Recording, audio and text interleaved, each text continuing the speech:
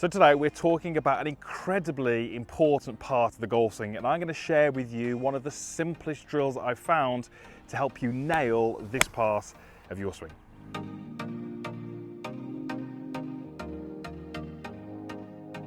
So welcome back to the Forest of Arden, and this is a little bit more like it. It's more like the weather we've been waiting for. We've had a terrible start to the summer here in the UK, but it's the 1st of June today, and this is a lot more like it. And the course, as you can see, is looking fantastic. So what are we talking about in today's video? Well, we're talking about the takeaway, and I'm going to share with you a drill I've used with so many of my students. And whenever I do, they always communicate back to me that it just feels so simple.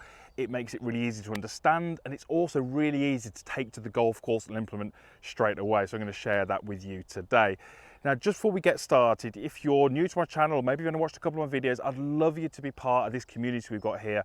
It is absolutely free to subscribe. You just need to hit the little subscribe button and also hit the little bell icon as well. That just means you'll be notified each time I do upload a video and you won't miss any of the content. I'd also love you to leave me a comment and give me a thumbs up on this video if you did like it or you did find it helpful to your game. So here's the little exercise I'm going to get you to do, and this is really, really simple, and you can do this probably wherever you're watching this video. Take an address to a golf ball, even though I haven't got a golf club here. Now, how easy would it feel to make that first move away if we didn't actually have a golf club? Well, it would feel pretty easy. And I would argue that many of you would make a movement which would be pretty normal, pretty neutral. The reason we get so many issues in the takeaway is because of the golf club. And the golf club weighs a certain amount. The weight is kind of focused down on this area here. And we set the club in behind the ball, and then we worry that we've got to get the club a little bit more behind us, or maybe we worry that the club's got to go more upwards, or maybe we worry that the club face is not the right position and we rotate it over. We get so many different things happening in that takeaway, and we get off to the wrong start. It just makes it really hard from there. You have to have a lot of skill to hit the ball. So here's the little exercise I want you to do, and there's 3 phases to this. I want you to work through these 3 phases. Number 1, take your address and just place your right hand down so the palm is facing the target, and this would be your kind of normal address position.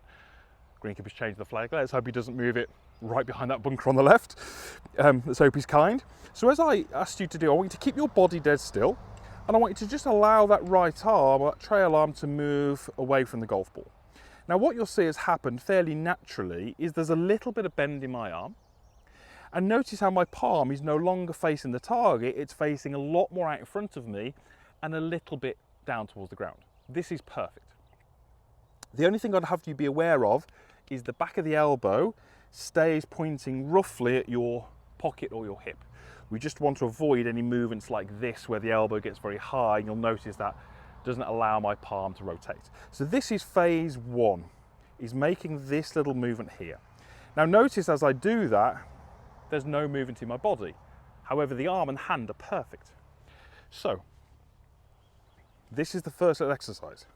We take an address, we take our trail hand off the club, we open the palm, when we make that little movement that we've just described. Now what I'd love you to do is take your left hand on the club and place it into that palm. So as we do that,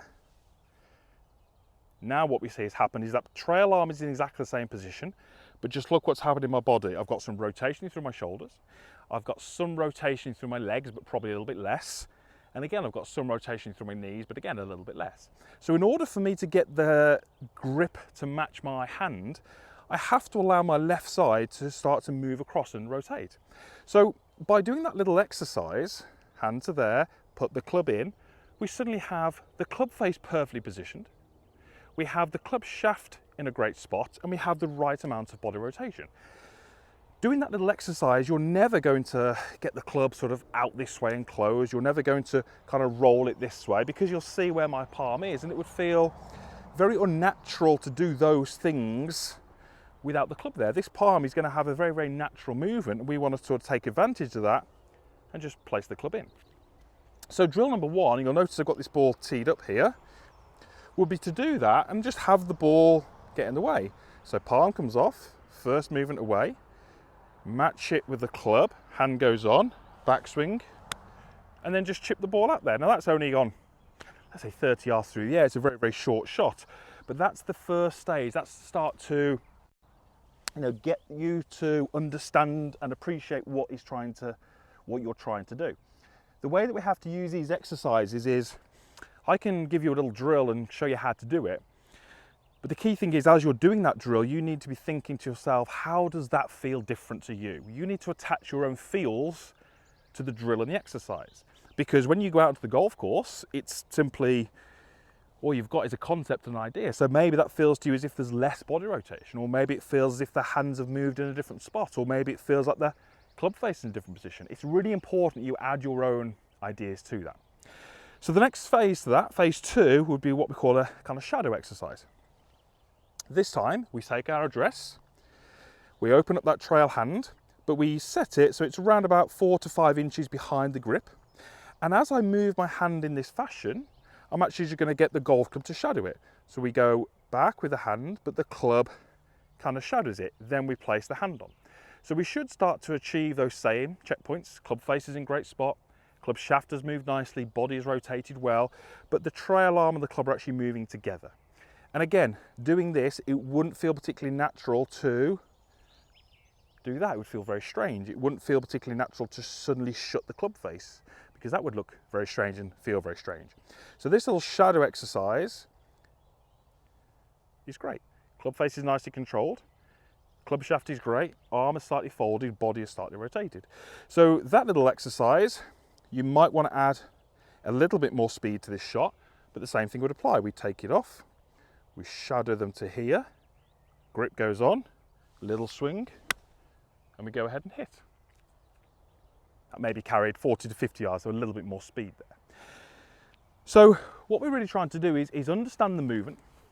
We're trying to create an exercise or a drill which allows us to create that movement accurately. We're starting to attach your own feels to that, and then we're starting to build up the speed, build up the flow, and work back towards full speed. If you make a really poor takeaway, club goes out here, club comes in here, club face gets very out of position, like we said at the start, that doesn't stop you hitting good shots.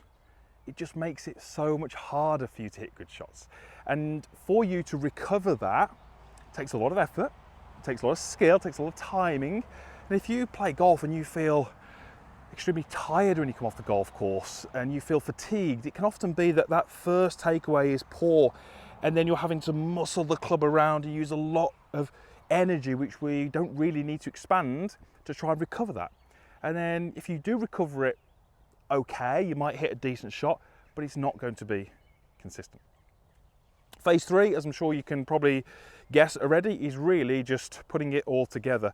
Now, phase 3, I would actually have you do, and you will have seen multiple players on TV doing this.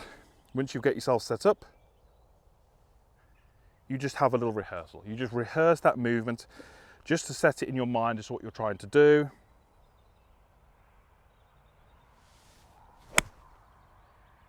And then you go ahead and hit.